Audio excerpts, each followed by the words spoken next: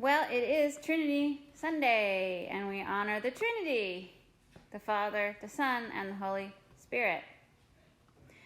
Some preachers try to explain the Trinity, but usually you end up falling into a big hole of heretical things if you do that. So I'm not going to try to do that. I say it's one of the great holy mysteries. Something that we don't really need to figure out the details of, but what we know is the Trinity is how God makes God's self known to us. Jesus and the Holy Spirit are one with God and reveal God's desire to be in a relationship with us. And I know I'm a broken record, but John's gospel is all about relationships. Our relationship to Jesus, Jesus is to God, God's to us to others.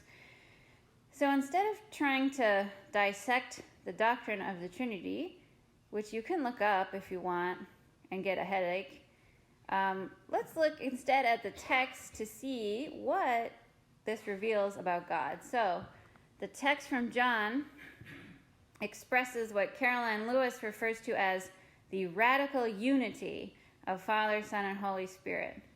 This is an intimate and deep relationship of oneness between the persons of the Trinity. But it's not only that. We are invited to join into this as well. But how? How do we join into this relationship? Well, one big way is through the Spirit, right? Now, last week we heard about the Spirit coming down on the disciples and everyone else at Pentecost and how they were filled with holy fire. And here Jesus says he will send the Spirit of truth to guide us. Jesus told us everything we needed to know before he ascended. But he knew that we would forget.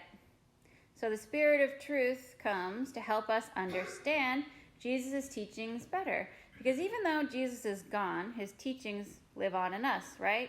Through the Spirit, which is an adaptable thing. Jesus lived in a very specific time and place, one that we do not live in now. Very different world where Jesus lived. And everything changes. Times change, our context has changed, but the overall message of Jesus remains. And that Spirit can help us to interpret Jesus' teachings in our time, not just long ago in a place far, far away. So how do we see the Trinity, God, Jesus, and the Holy Spirit in our lives? Well, I think primarily we see the Trinity through works done in God's name. Good works done in God's name, that is. And I tend to lean to the Lutheran side of things with this line of thinking, but that's how I am. I think we can talk forever and debate about the nature of Jesus or the Spirit or God, and people have been debating this for thousands of years through doctrine. And it's all good to think theologically and have deep thoughts, but in the end, if it doesn't lead to any action for the betterment of the world, it's kind of a waste of time. The Spirit doesn't only act through us, though. It acts through those around us in the world, so we have to be paying attention. This is a problem in our increasingly secular world that we live in, right? In his book, The Secular Age, Walter Taylor describes secularism as a loss of transcendence. If people don't expect to see God in their lives, they won't, right?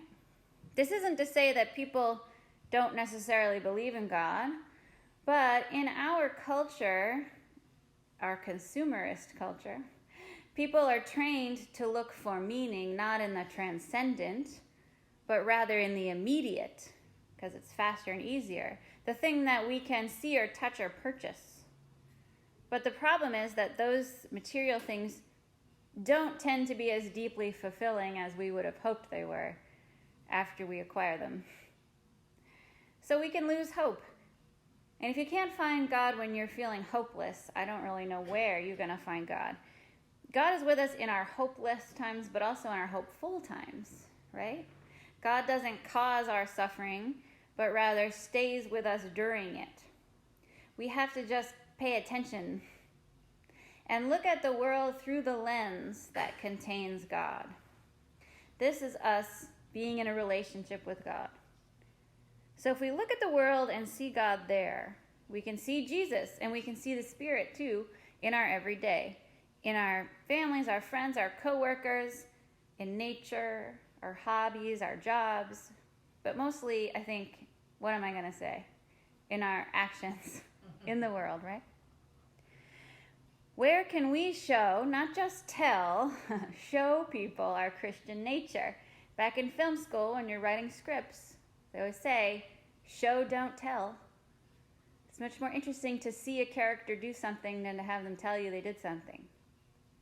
Where can we show others where we see God in the world? These are things for us to think about every day. How does the Spirit of truth help you in your life and help you deepen your relationship with God? This relationship with God is ongoing, and it doesn't end, no matter what we do. God didn't ask the world if we wanted Jesus, right? God just sent him.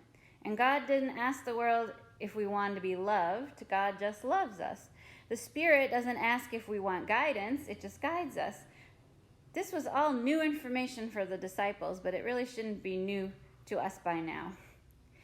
Jesus came to save the world. Whatever mistakes we make or failures we have in life are temporary, because God has already promised us redemption through Jesus. This gives us freedom, right? We are free to do things in the world inspired by the Spirit, to look for God in all things, knowing that our redemption is guaranteed. So we are free to act, take chances, and work on forming a deep relationship with God. And we won't ever be alone, because we have the Spirit as well as the Father and the Son to guide us. In the name of the Father, and the Son, and the Holy Spirit.